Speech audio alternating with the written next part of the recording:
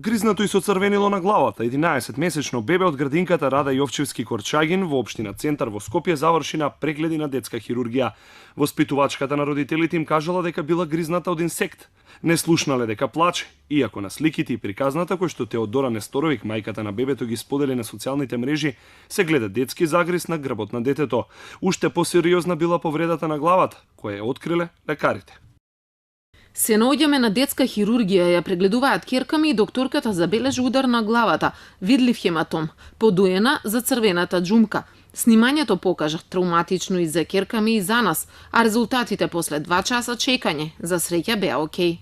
Бебето било едно од 7 кои вчера поминале цела смена, во првата група во јасли.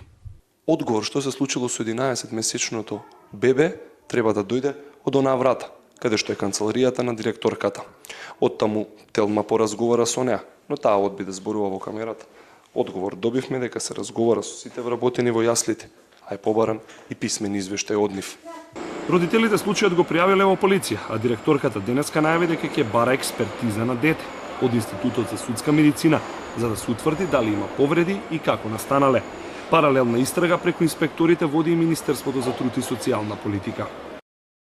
Оделението за инспекцијски надзор за заштита на децата е веќе на терен и работи на расветлување на случајот, односно за тоа како настанала повредата на детето, и ако постои сомнеш, согласно со закон ќе се поведе постапка за утврдување на дисциплински престап.